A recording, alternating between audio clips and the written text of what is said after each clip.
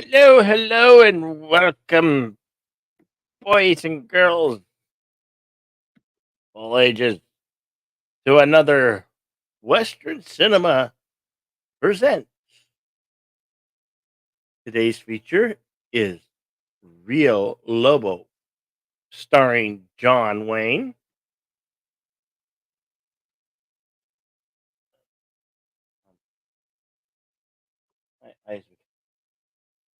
directed by Howard Hawk, Howard Hawks, also starring George Rivera, Jennifer O'Neill, Jack Elam, Victor French, Susanna Dormant.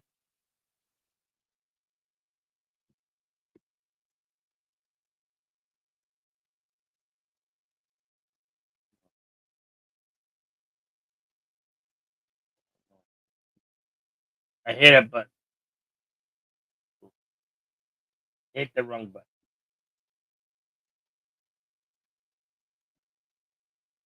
Anyway, this is from 1970. Has a runtime 1 hour 54 minutes.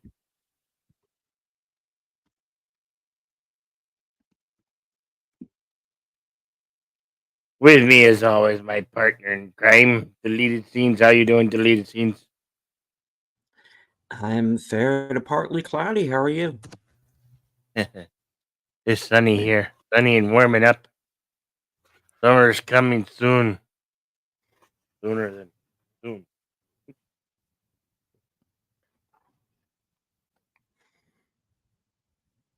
So,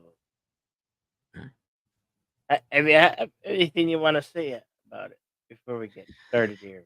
Well, this is one of those John Wayne movies where I get mixed up on exactly which plot line. There's a lot of Rios. He did a number of movies within a certain time period that were all very similar to one another. So I'll probably get a look at this one and go, "Oh, that's which movie this one is." So this is going to be um, this is going to be a de facto first watch until I reach the point in the movie where I go, "Oh, okay, I remember which one this is now." You will see. Yes, I there think was I've got a Rio little. Yeah. Bravo, Rio Uh-huh. Bravo, Rio Lobo, and Rio Grande. Hmm. All John Wayne films. Yes. So, if this is your first time to Western Cinema Present with commentary only, Hmm. we do provide a screening room for you while we're live. We can't actually show these films here on the YouTube because copyright is an actual thing, and we could get sued, and they could take away my livelihood, and then they could shut me down. No, seriously, it's no, it's against the guidelines. But as much as we love to bring them to you, we can't. So we have an additional way to share with you while we're live. If you have catching this on a replay, sorry, I'll have to find your own copy or find it on streaming. That's the sad, cold, hard fact.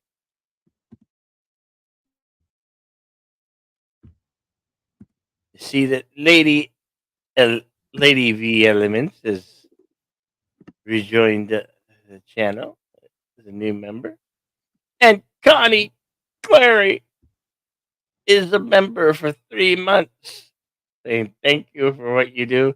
Well, I said I should be thanking you, Connie Clary. You're awesome. And there's the screening room right there. Please click that link, and you may watch along with us in the Cosy Screen Room. How you doing, Curtis Shelby? There we go. All right, so we're gonna go over here. I'll load it up. Mhm.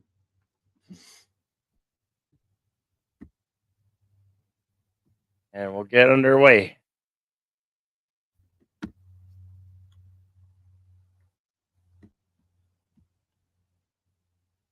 All right, here we go. 5, 4, 3, 2, go.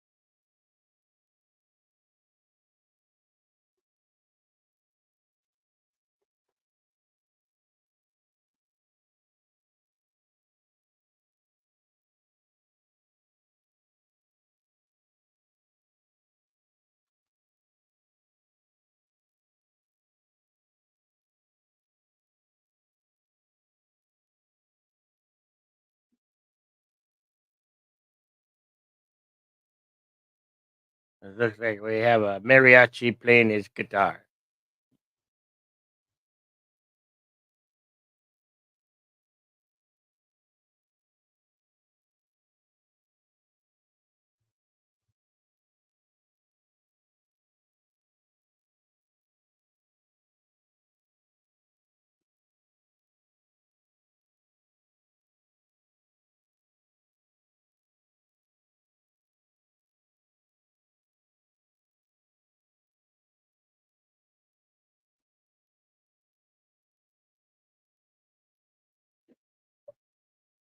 This is a familiar tune.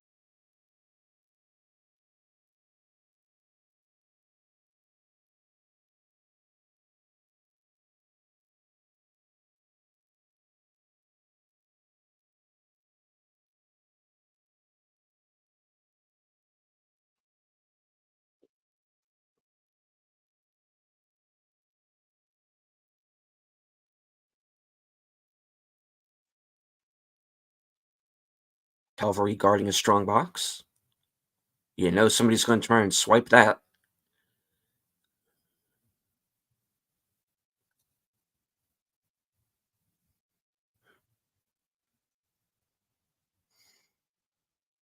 Oh,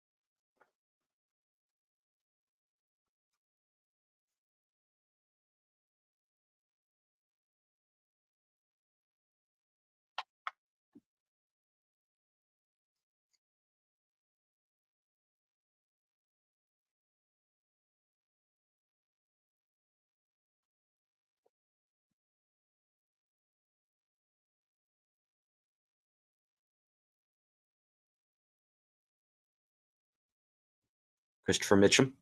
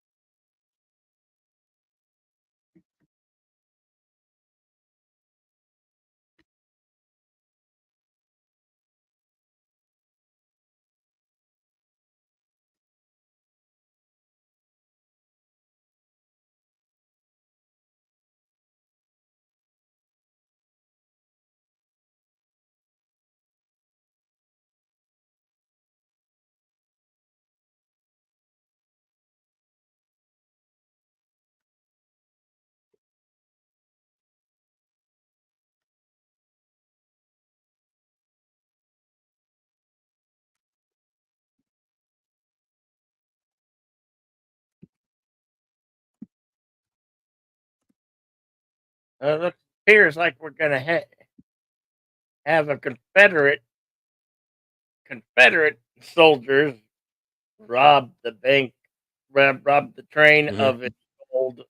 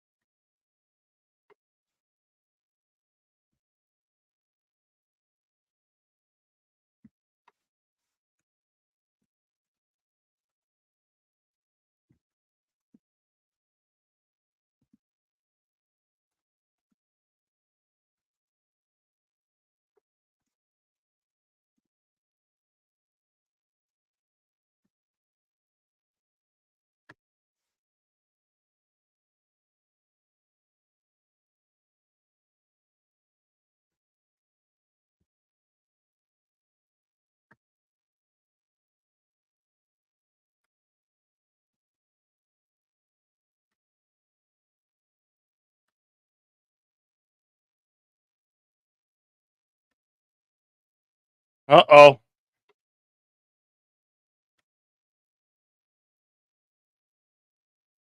Uh,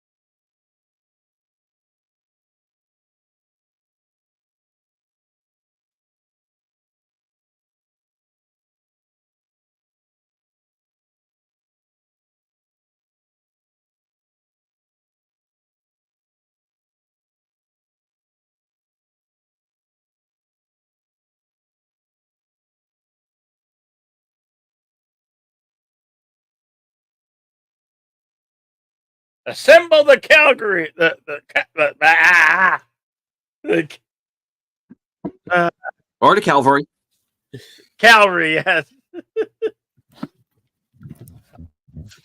Okay, so the movie's Canadian now. So what? Okay.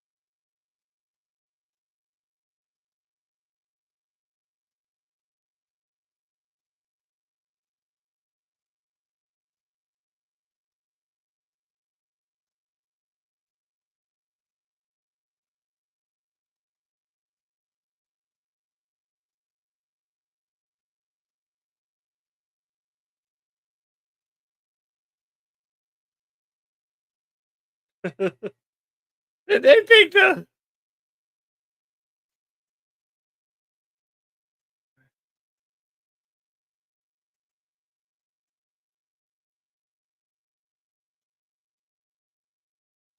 Shane, stop this crazy thing.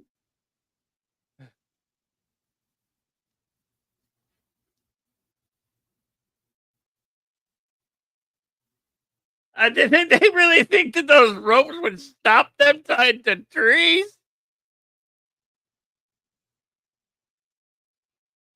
I think I saw that in a Spider-Man movie once. Didn't Tobey Maguire do that?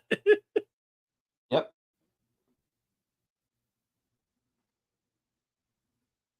Except for trees, he tied his web to buildings.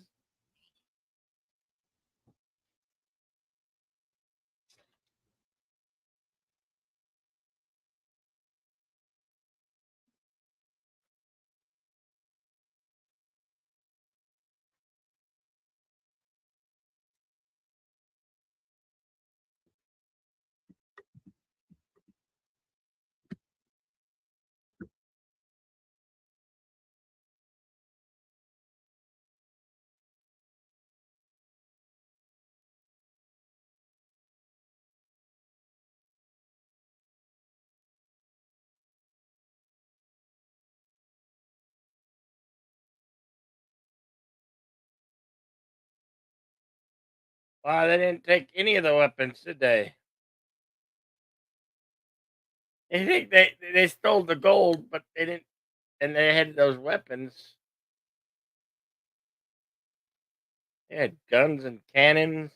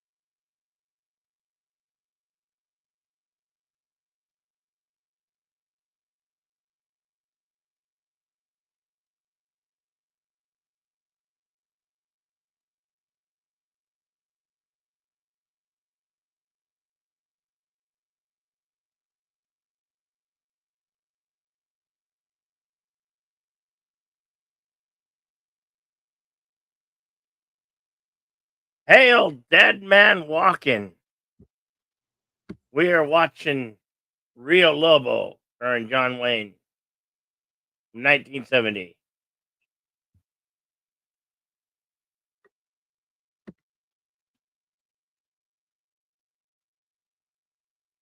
And our timestamp is 17 minutes, 57 seconds.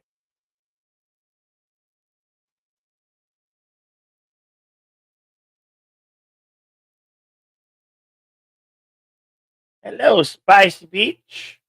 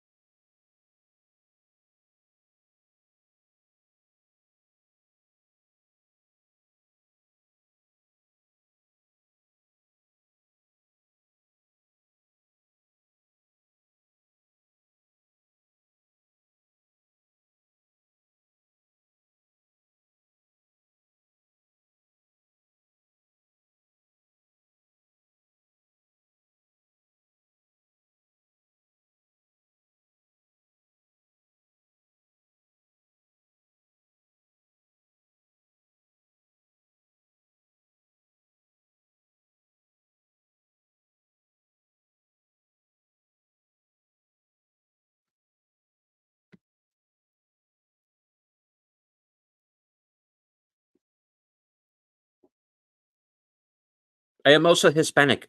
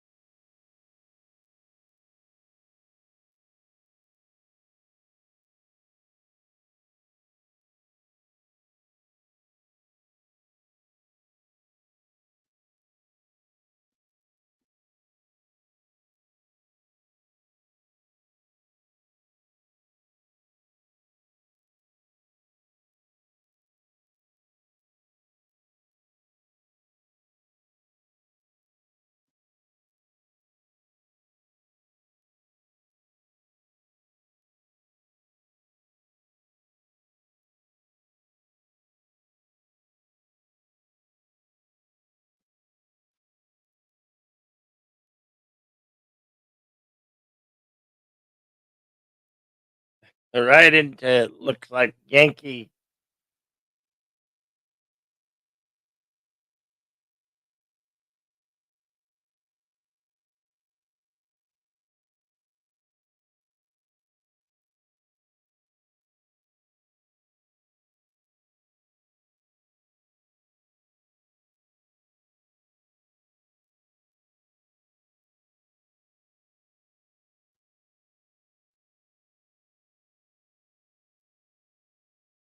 Big mistake.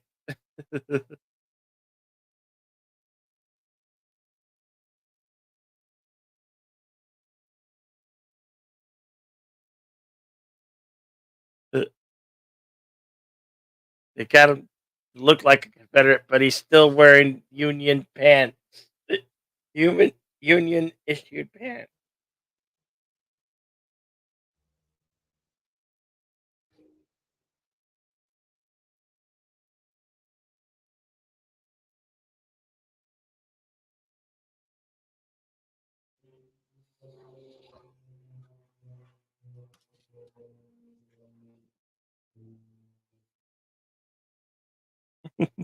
I told you it was a big mistake.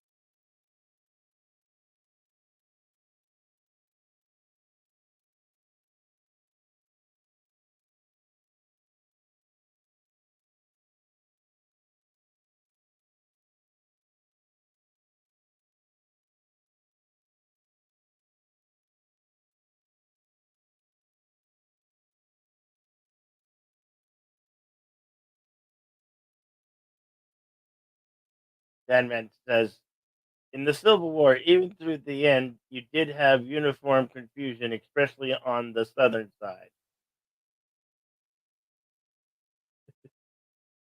It's okay that you're lurking, Danman.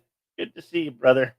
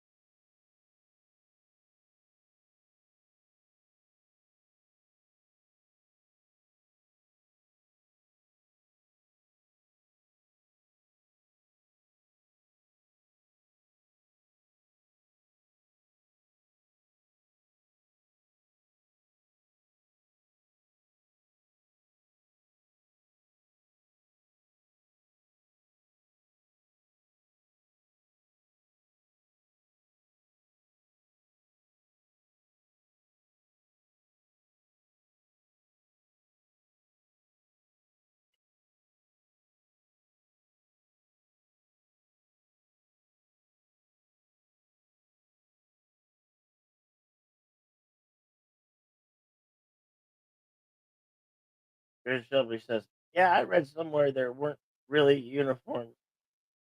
There weren't really uniforms through the fair amount of the time in the war.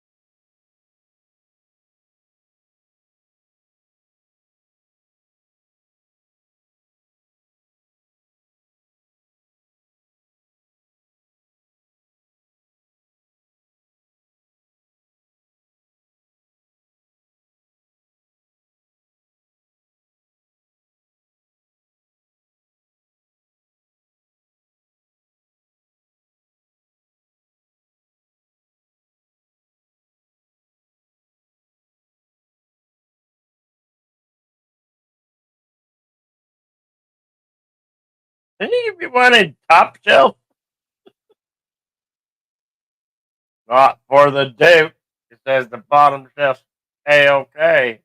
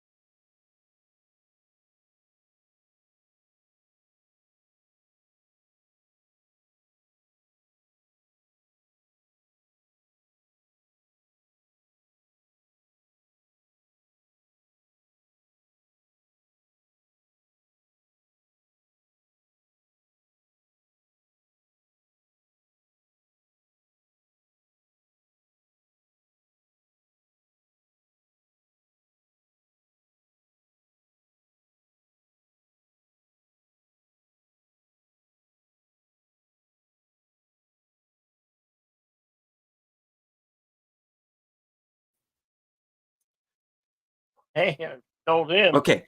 Um, okay. Well, I was just talking there for like about 3 minutes, and Oh, I was muted the entire time.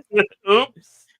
I was trying to answer a question in the Cosme chat. I'll run through this real quick. Curtis Sobey is asking, "Am I wrong? I think John Wayne only dies in the shootist." Well, that's not entirely the case, even though he does die in that film. He also dies in The Cowboys, The Alamo, Sands of Iwo Jima, Wake of the Red Witch, The Fighting Seabees, Reap the Wild Wind, West of the Divide, which was a movie from 1934 where he plays good and evil twins, and the evil twin dies.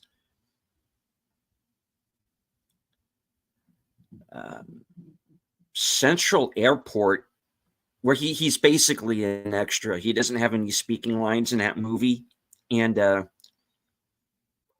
according to this, he says he's barely recognizable. He doesn't have any dialogue. He says one of the men aboard a downed airplane seen floundering in the ocean at night.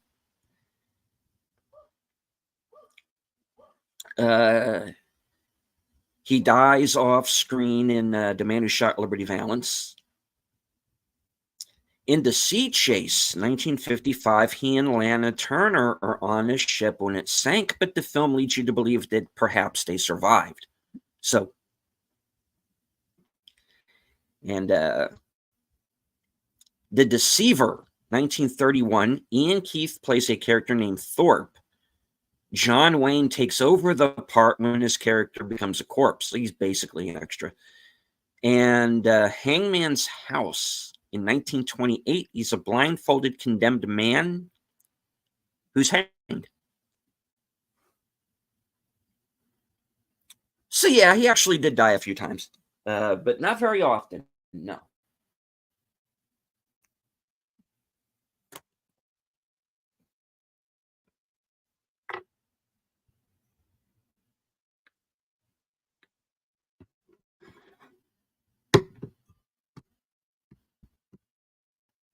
Could be these here fellas are planning something.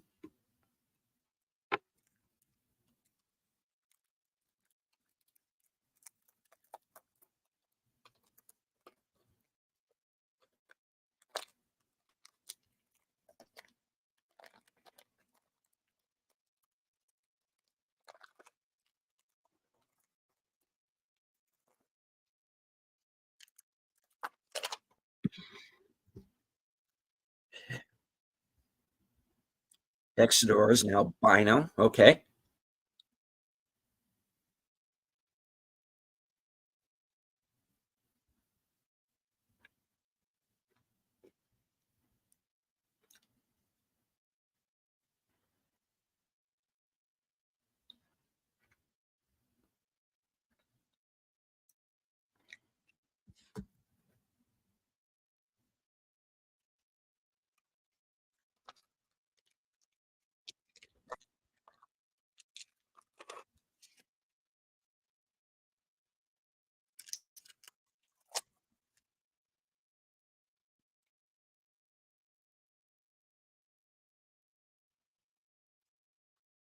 Yeah, remember those?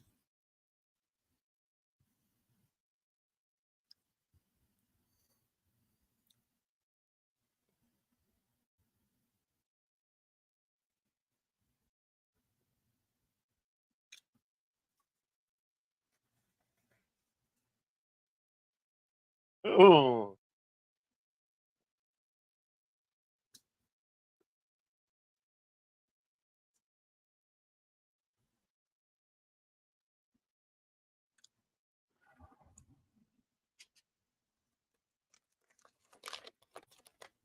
Well, the lady shot first.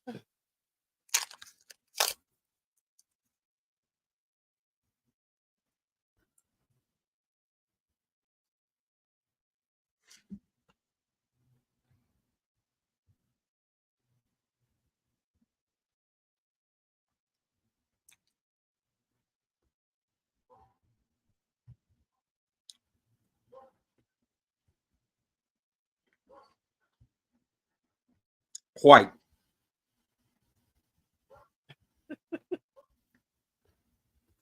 Don't play dumb with me, girly girl.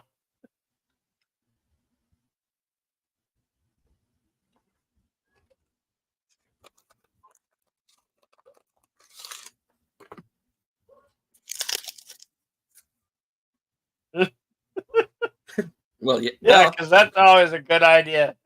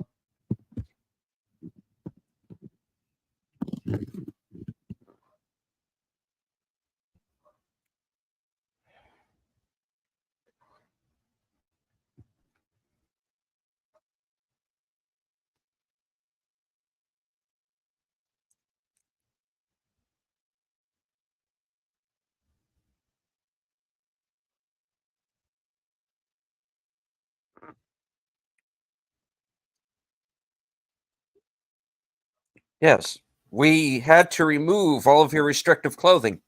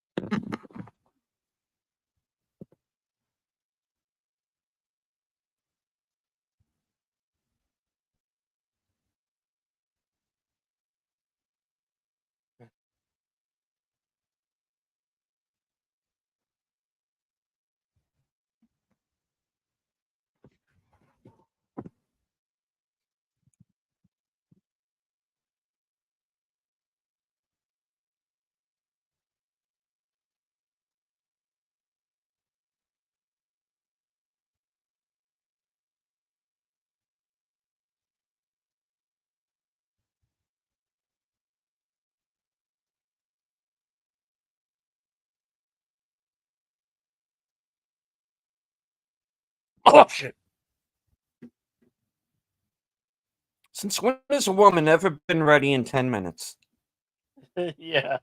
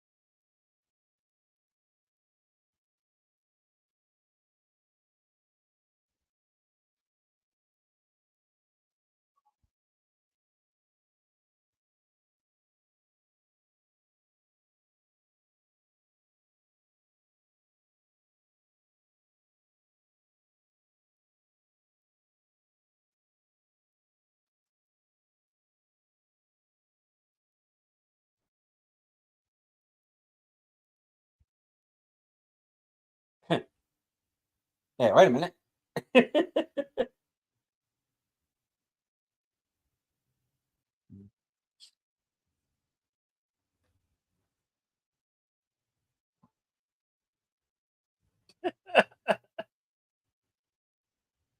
She did.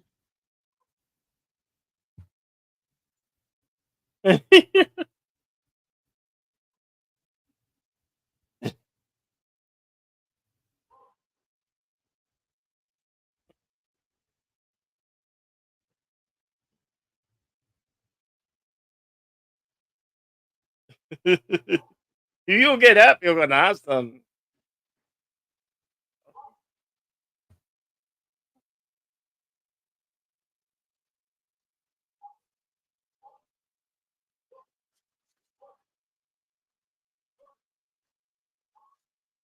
No, Tim, it's not a poltergeist film, but I get what you're saying.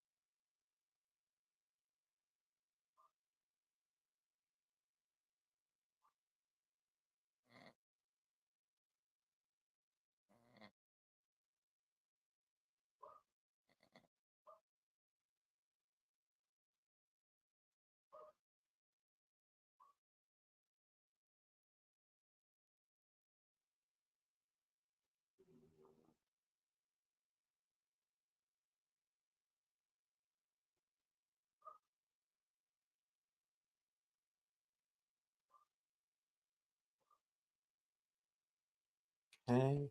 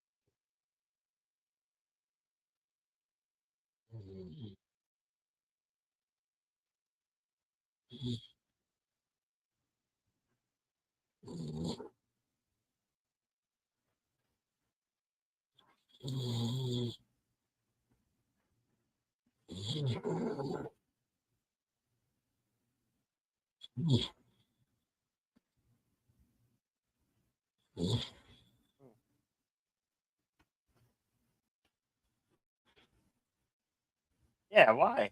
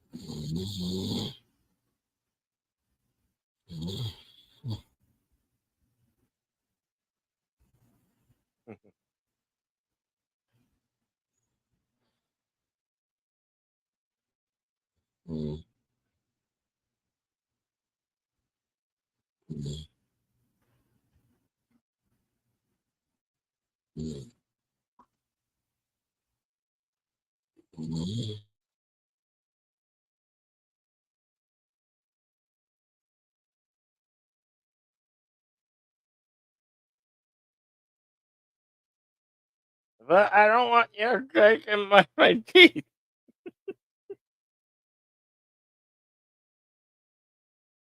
Oh.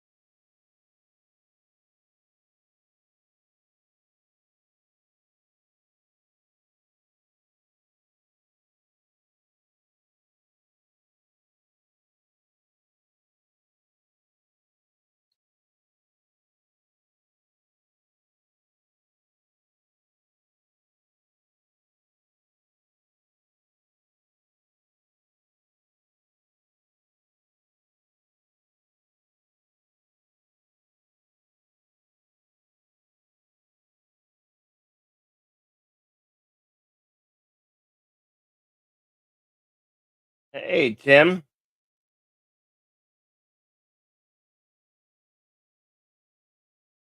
I noticed that.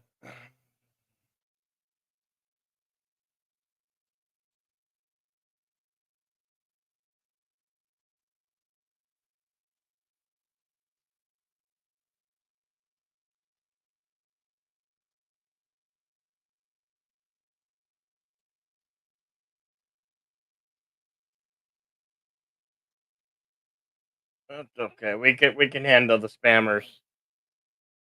Oh,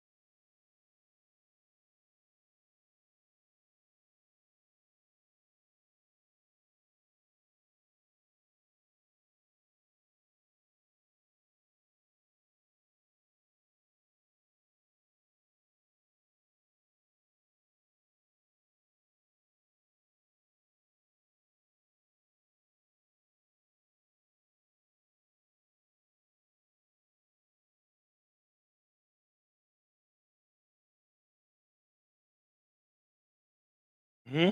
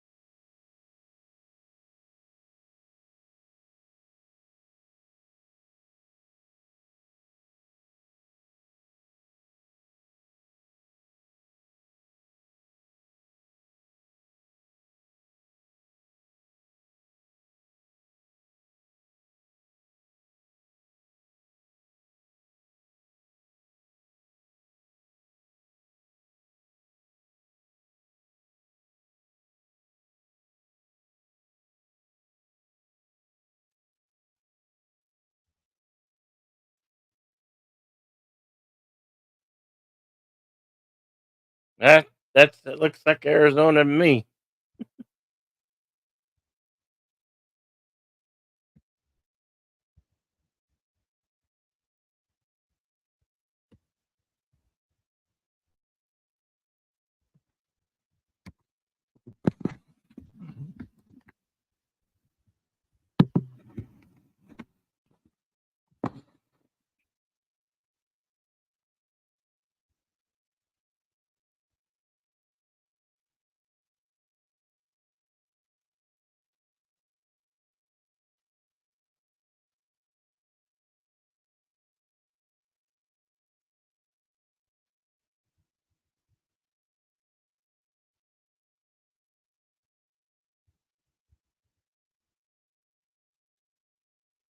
Our timestamps are 1:11.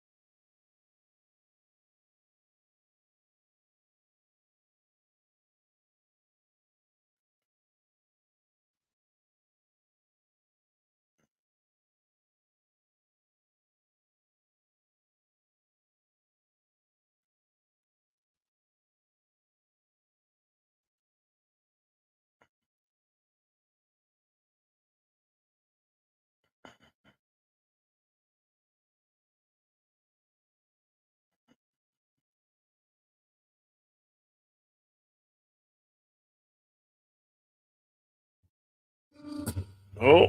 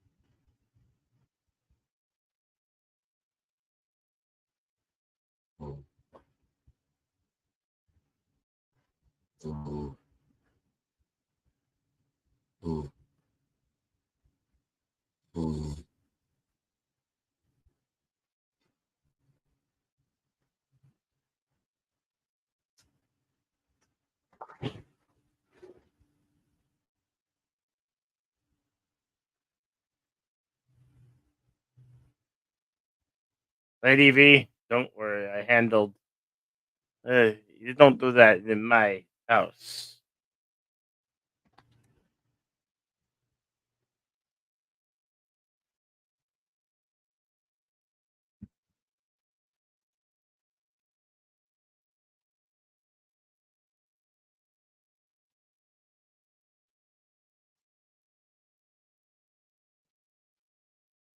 Don't worry. I'm in full control here.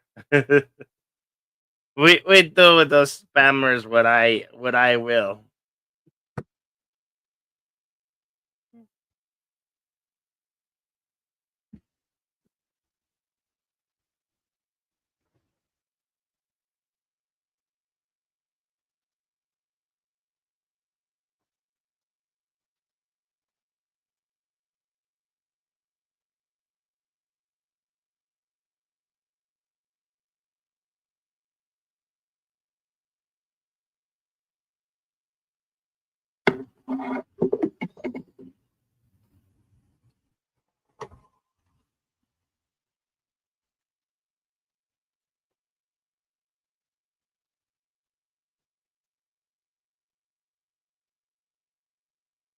The most spammers you've seen in a Cosme room. I guess it's bound to happen from time to time. But like the Duke, I say, well, Pilgrim, we won't have none of that.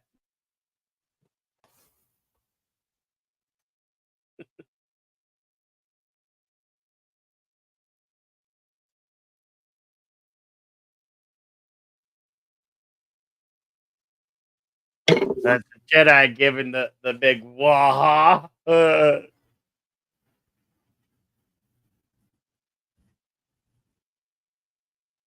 He used a chicken.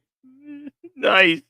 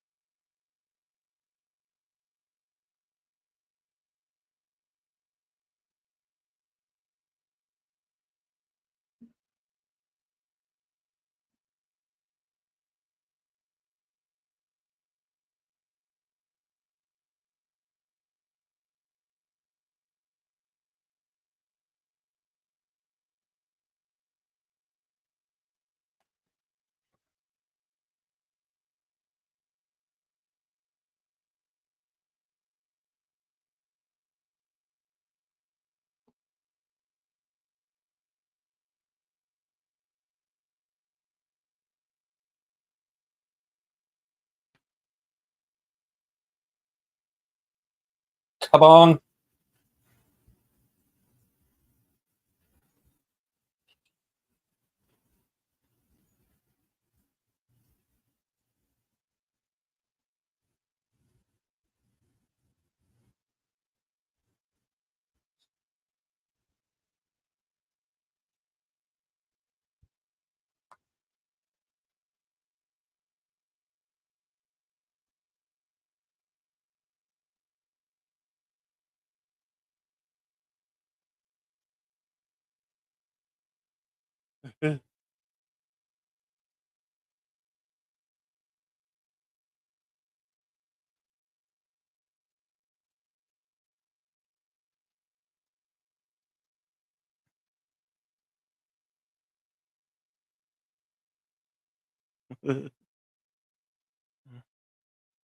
Hey, Tim.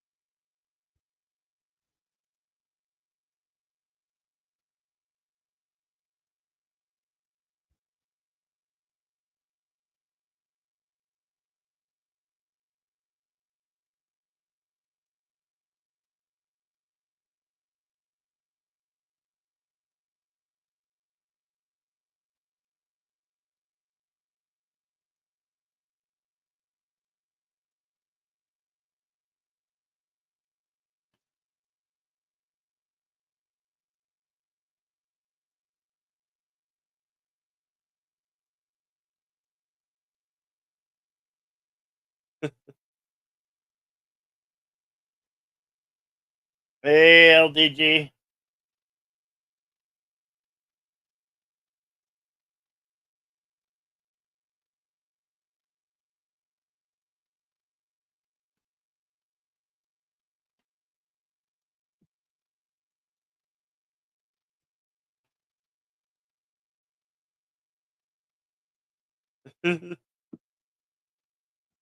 I don't assign Cosme characters.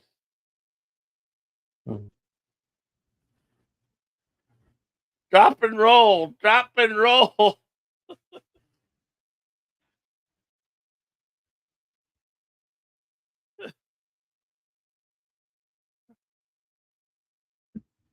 The hot leg.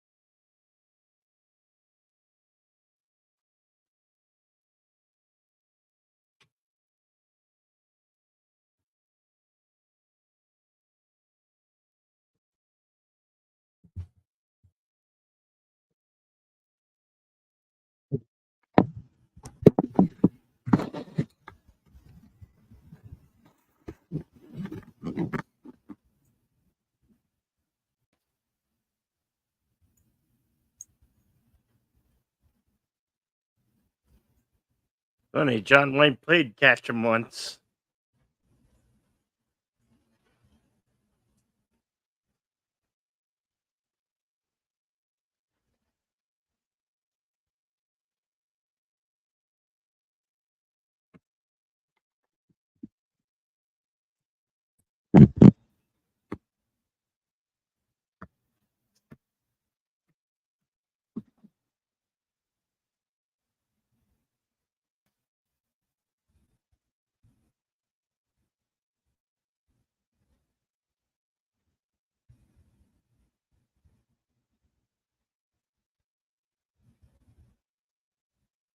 Damn.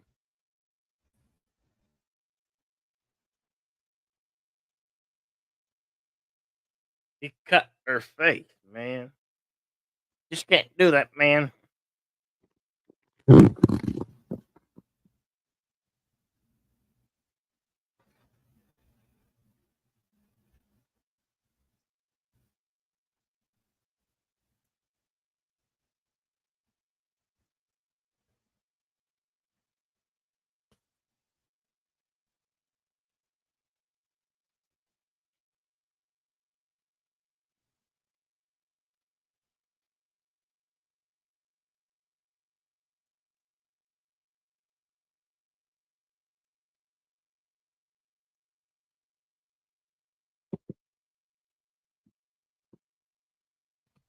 That's a crime that will be unforgiven.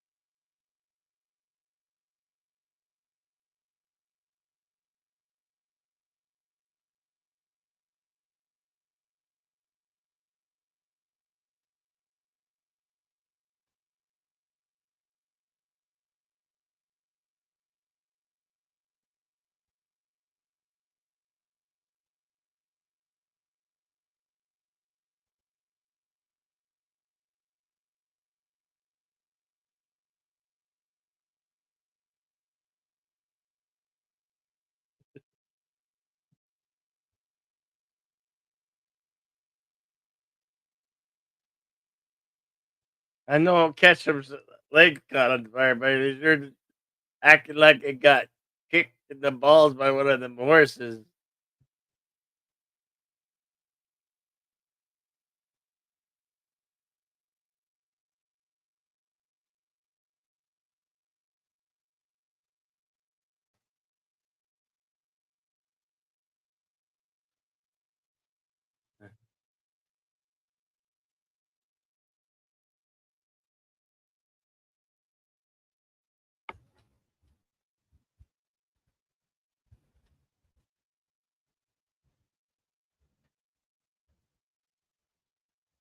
Shoulda, woulda, coulda, mister.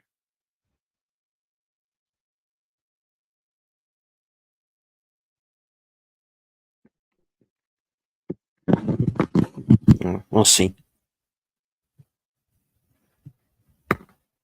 Woman beaters tend to be back shooters.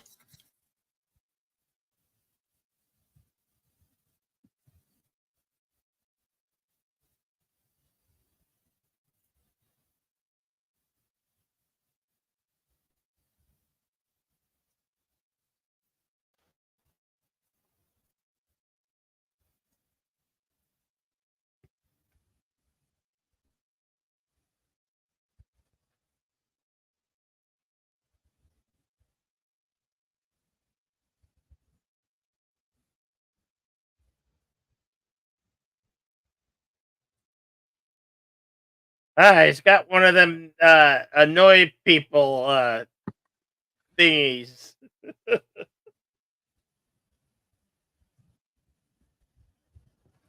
You can't carry a tune, you shouldn't be playing it.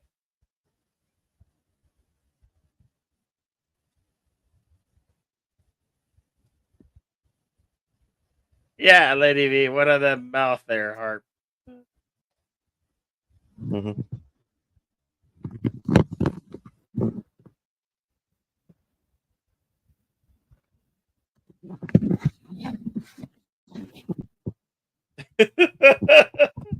See? It's a nuisance maker.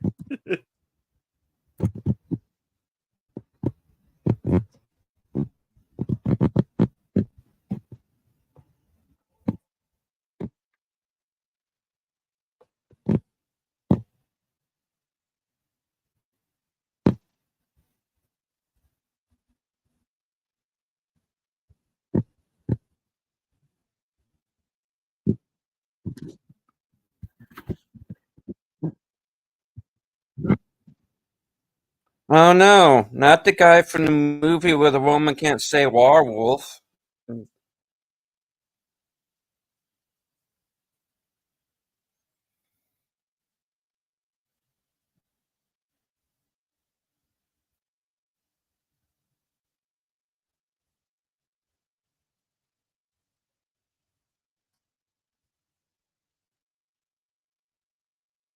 I might be in the wrong movie. Where's the dude?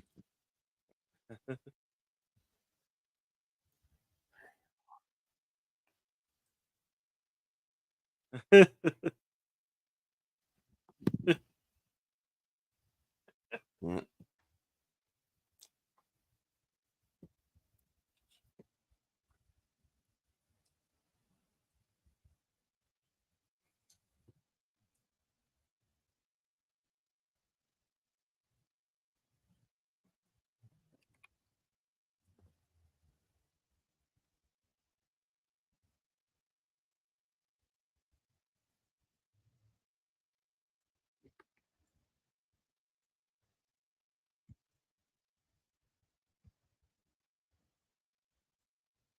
Now who's at the door?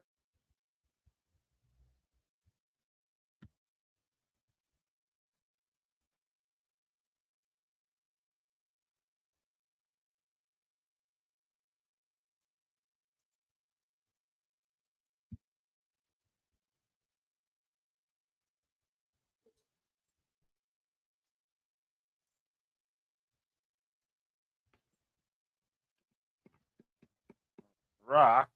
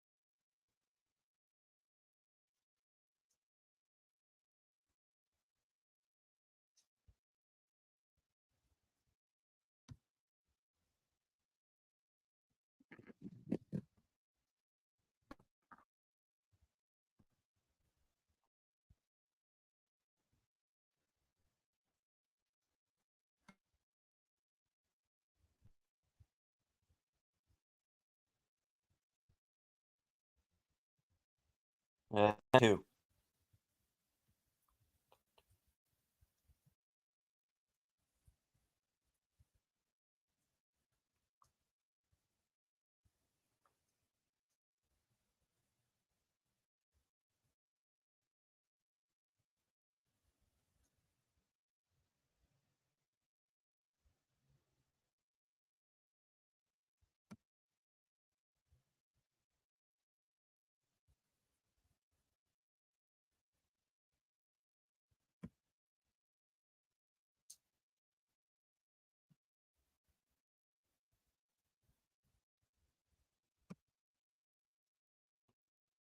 As the tumbleweed tumble down the road.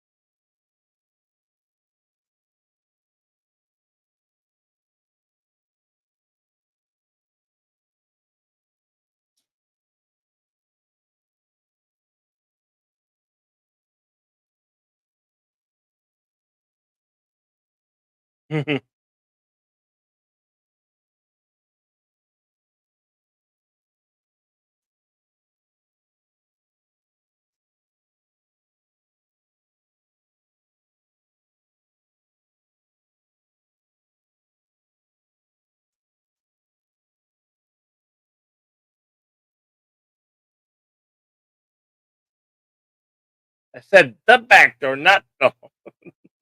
We won't say that. We won't do Not that. that back door.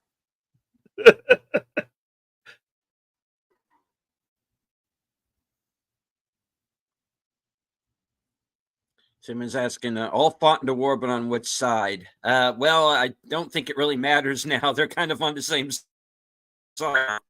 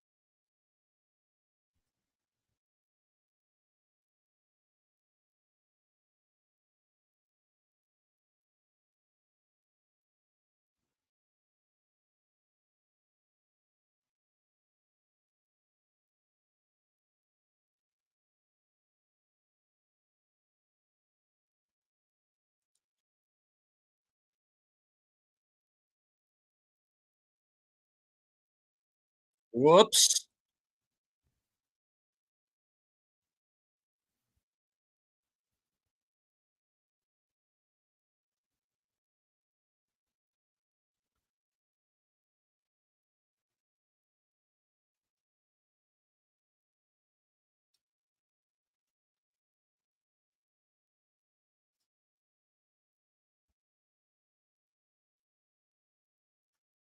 That's for sure.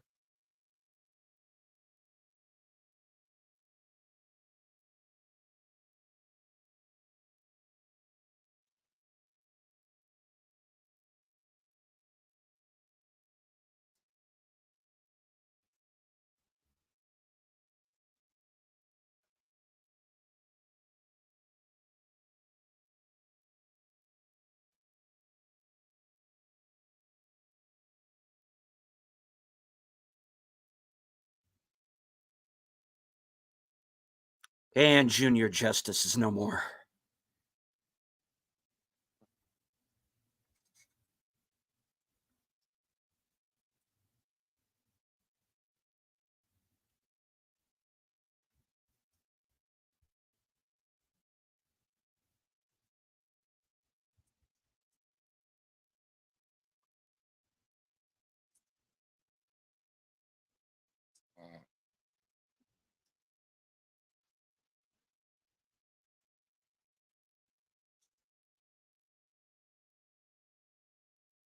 You'll be all right, girl.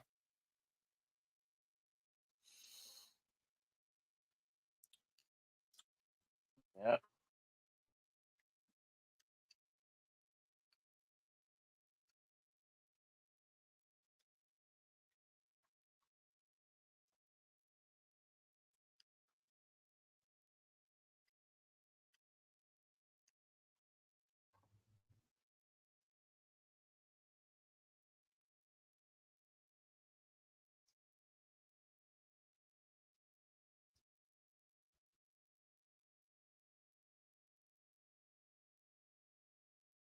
Real Lobo.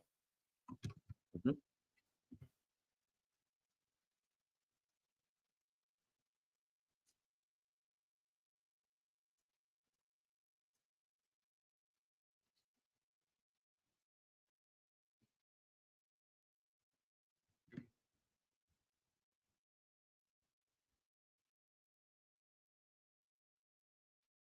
Oh, Lady Miss. Yeah, you got here as it was in the end. Good to see you, Lady Miss. Well, that was real Lobo. I should tell the Lady Change. Consult the scrolls. We shall consult the scrolls. All right. Real Lobo was released December 18th, 1970, at an estimated budget of $4 million. Production company Cinema Center Films, distributed by National General Pictures.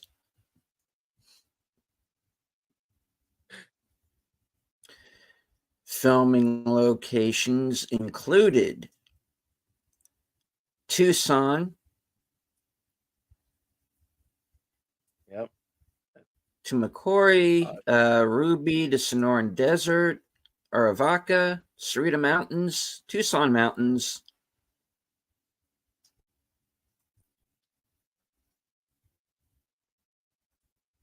Ironwood Forest National Monument, Picachow Peak State Park, all in Arizona. Oh yeah, that's Yeah, filmed they got entirely a on location in ostrich. Arizona. It's where you can go see the Pistacho Peak is where you can go see the ostriches Yeah. and pet deer and everything out there.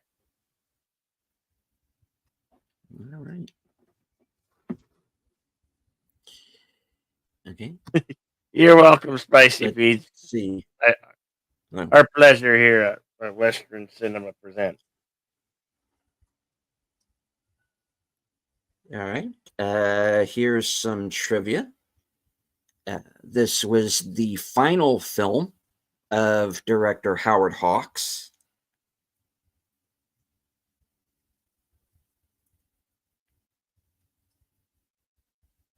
And the first movie of Peter Jason, who, of course, played the lieutenant at the beginning who gets killed. He, of course, wound up in a lot of John Carpenter's movies like Prince of Darkness and In the Mouth of Madness, Ghost of Mars, among others.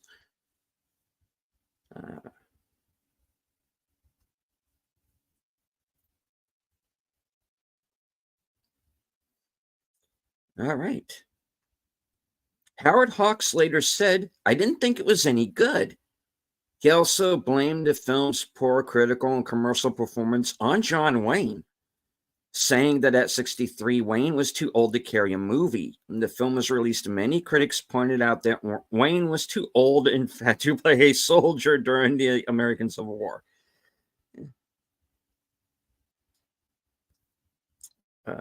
When Cord McNally visits Sheriff Cronin in the sheriff's office, there is a wanted poster on the wall for Hondo Lane, the character Wayne played in Hondo.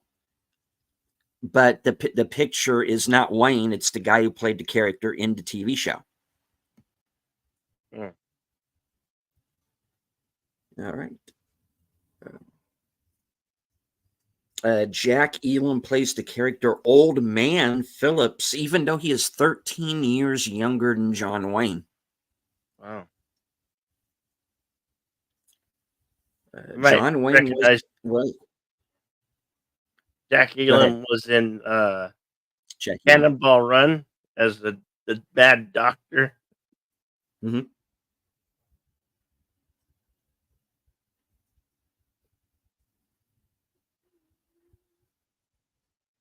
Go ahead, continue. Sorry. Okay. John Wayne was in poor health during filming and frequently had great difficulty getting on and off his horse. He was still recovering from tearing a ligament in his shoulder while filming The Undefeated. During a break in filming, John Wayne collected his Best Actor Oscar for True Grit from Barbra Streisand at the 42nd Annual Academy Awards. When he returned, every member of the cast was wearing an eye patch, including his horse. Writer-reporter George Plimpton was cast in a minor role while collecting research on the film industry. In a television documentary shown during this time, he commented that John Wayne kept calling him Plimpleton as a joke. Sherry Lansing, who played Amelita, became the first woman to head a Hollywood studio when she became the president of 20th Century Fox in 1980. In 1992, she became the chairman of Paramount Pictures, stepping down as CEO in 2004.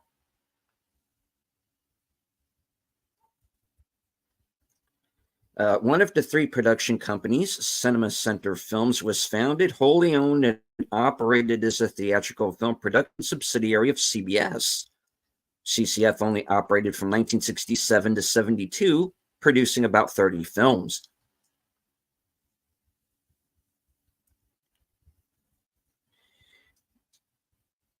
Right. John Wayne felt that Jack Elam had stolen several scenes from him in this movie and therefore vetoed the casting of Elam as Grady into Train Robbers. Howard Hawks originally wanted Lee Chapman to write the script. Yeah, but you got Lee Brackett, who wrote Empire Strikes Back, so no downside. John Wayne's mother died during the filming on March of 1970, and his younger brother, Robert E. Morrison, died of lung cancer the month after filming ended. This was the last film in which John Wayne played a military role. The film received generally bad reviews. One critic suggested it would not have had a theatrical release at all without John Wayne in the lead role.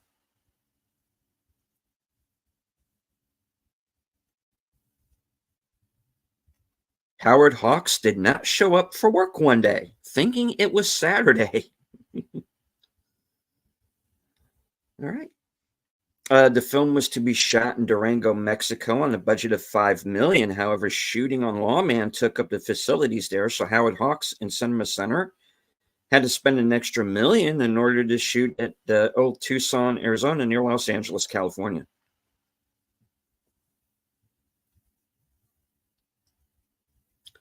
Howard Hawks was injured while filming the railway scene, requiring 4 stitches. This was the main feature attraction on BBC One on Bank Holiday Monday, 4:30-80. The screening was interrupted by BBC News to provide live coverage of the siege of the Iranian embassy and the subsequent SAS assault.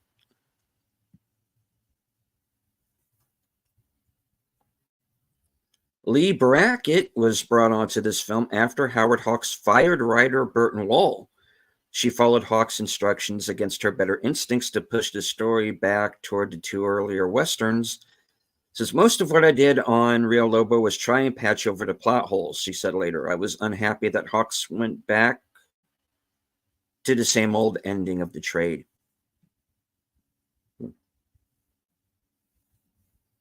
The ending underwent some changes when Howard Hawks became disenchanted with his leading lady, Jennifer O'Neill. She'd been a top model with small roles in a couple of previous movies when he cast her in this film. He later said that the role went to her head, and although still a relative unknown, she arrived on set with an entourage and the attitude of a major star. Hawks became fed up with what he perceived as her uncooperative nature and lack of experience, that he cut her out of the ending and gave her lines to Sherry Lansing. Not that he left Lansing alone either. She has noticed how he made her lower her voice and tailor her image to be a reflection of Lauren Bacall. She said, quote, he attempted to control every aspect of your life, how you dress, what you did in your spare time. In his world, you're required to be the image, not the person. Well, here's some good news. John Wayne and Jennifer O'Neill got along on set, and she considered him to be a mentor. Nice. Director John Ford was on set for some of the time during production. This was the third film Howard Hawks made. This is the third time Howard Hawks made the same movie with John Wayne. In El Dorado, Arthur Honeycutt played the grumpy old part Jack Elam played here.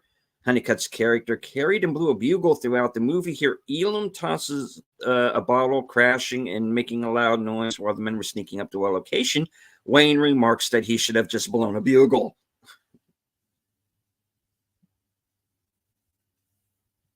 Although they were both Western icons by this point in their careers, this was only the second time Wayne and Elam appeared in a movie together.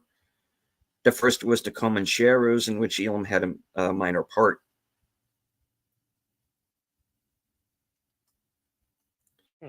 Due to Wayne's age and ill health, his fight scene with Victor French was shot very carefully. Most of the shots used a double for Wayne, much of the fight taking place off camera and only being heard.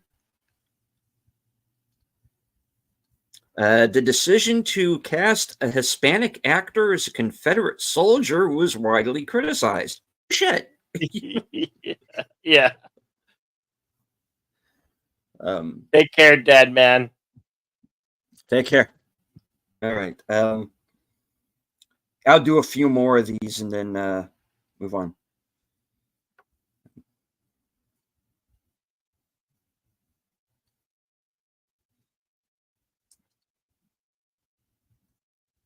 This was the last of John Wayne's films to use Old Tucson Studios as a filming location.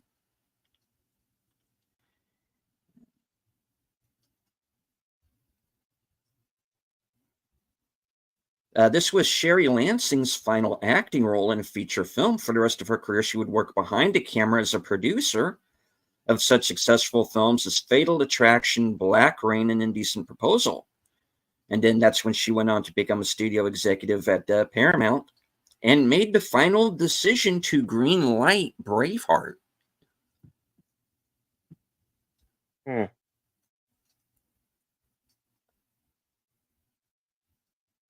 Okay.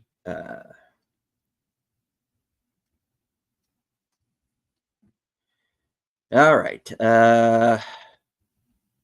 I'll do a couple of last ones here. Not only did Robert Mitchum visit the filming location, but so did Michelle Carey. She was on location 10 miles from Wayne and drove over to congratulate Wayne for his Academy Award. Both Michelle and Mitchum were asked to reprise their El Dorado roles, but both declined. Michelle is under contract for the other film, and Mitchum had temporarily retired from acting.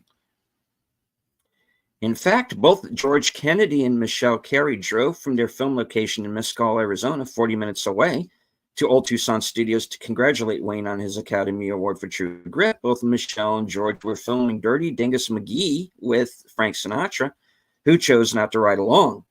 You can't imagine why. While there, Robert Mitchum was visiting the location to watch his son Christopher, and it is true that Wayne wanted Michelle and Mitchum to reprise their El Dorado roles. He also wanted George to be a prisoner that Sheriff Hera and his female deputy, Joey McDonald, were returning. After some short talk about... I am sorry. I cannot read or see. Hold on. After some short talk about seeing any of the riders Rain's character was chasing, they part ways with Michelle telling Mitchum, "That fella looked a lot like your friend Cole that I shot a few years back." It would have been an amazing scene, but Howard Hawks refused. Plus, both Kennedy and Michelle were under contract for Dirty Dingus McGee, and Mitchum had temporarily retired from acting at the time, which you've said. Still, it would have been an amazing scene. Yeah. There were some shenanigans, back filming this one for sure. Some people who didn't get along and whatnot, but basically, in short, this movie was a bitch to film. Yeah. Anyway, that is it. Okay. So, for next week, you could have The Gambler with none other than, the singer guy.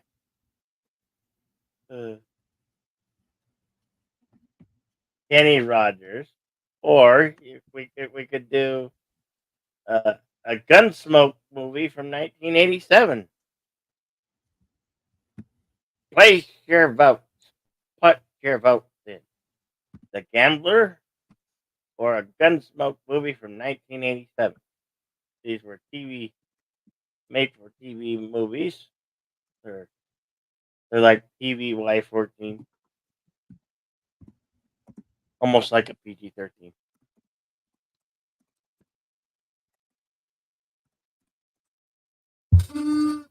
What will it be? Gunsmoke, the first movie from 1987, or The Gambler with Kenny Rogers?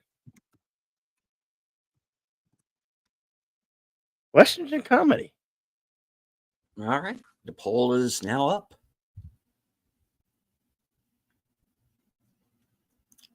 The Gambler or the first Gunsmoke made for TV movie? What would you like to see next week? Poll is pinned to the top of my chat.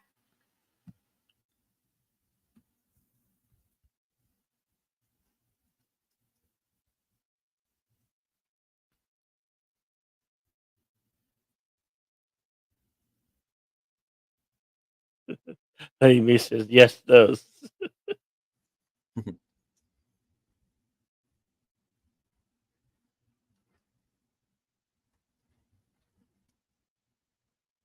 Well, All we've right. got a tie going here. Yeah, we got a tie. So we need someone to break the tie. What would you like to see? Kenny Rogers and the Gambler? Or the first Gunsmoke made for TV movie? From, if I recall correctly, the 80s. Yes. Might have been late The 70s. So they're poll both kind is of on. early 80s. Yeah.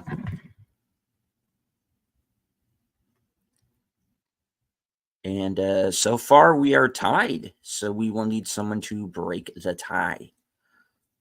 What'll it be?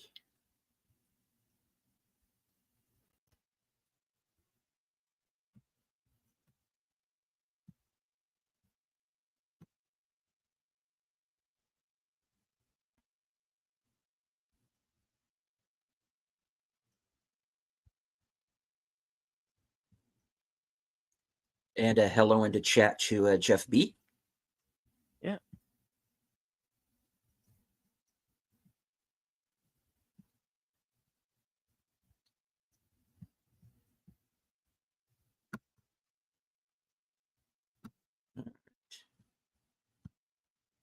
Let's see. We are up to, okay. It looks like the Gambler is edging ahead here. Yep. All right. We're going to give people a few more here to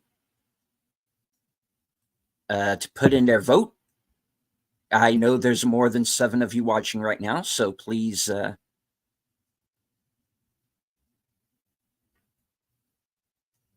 over to my channel, hit the top of the chat, and Hails vote. Sephirim. Next, hello, Seraphim.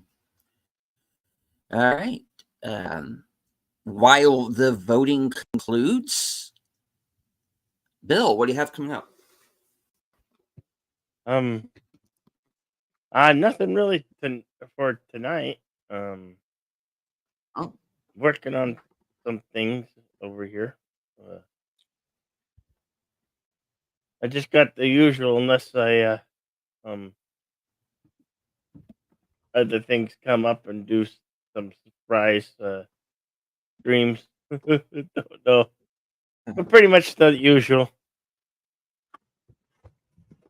Pretty much the usual over here. all right. Right on, right on.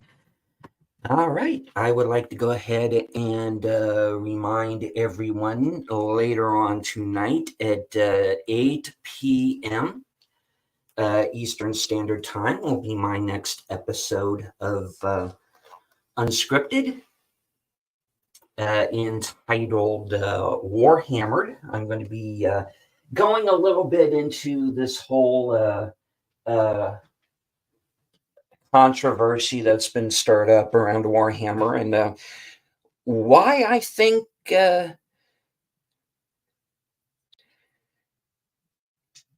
changing established lore is harmful in any case. So there's that. I will, of course, be in the chat for Geeky Geezers over on Aged Boomers channel. That'll be at 9 p.m. And then, of course, right after that, get yourself a beverage or a midnight snack and join me for the other side of midnight at 2:05 at 12:05 Eastern, 11:05 p.m. Central. And our friend from the chat, Curtis Selby, will be joining me as my guest. He's going to be talking about his channel.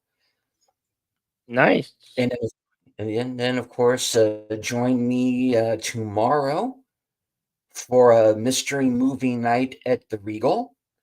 Hopefully, Sense Corner will be able to join me and review tomorrow night's film.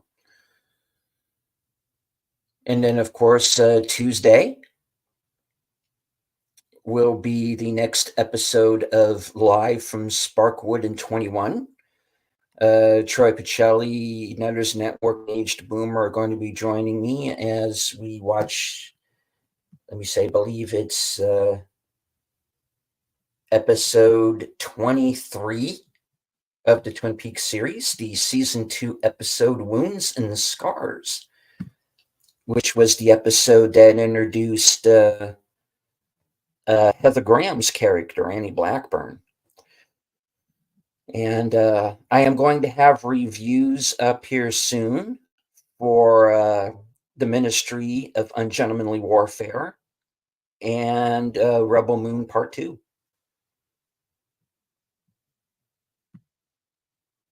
Nice. All right, let's check out the poll, and it appears that the gambler is ahead, 57% to 43%. I'd say that a bona fide winner, Kenny Rogers, comes in with a win. All right, Kenny Rogers, so Kenny Rogers and the gambler. 1980, 1 decade later than the film we played today. Mm-hmm.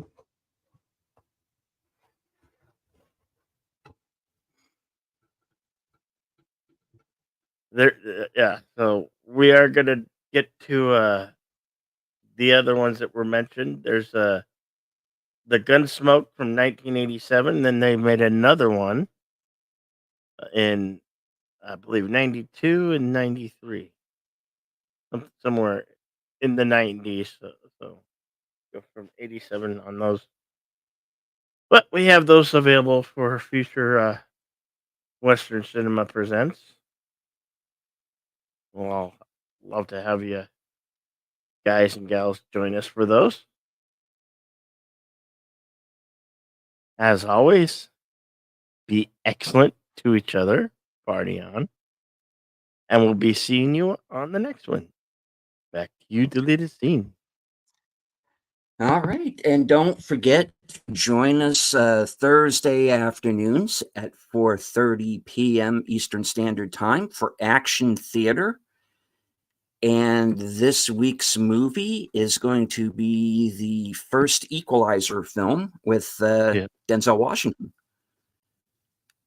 And of course, don't forget to join us Wednesday night at, I believe that's 8 o'clock, Bill, for Fallout. Yeah, I think we're going to have to maybe squeeze in 2 of them. Might have to do 2. Yeah. So, yes, Wednesday night at 8 p.m.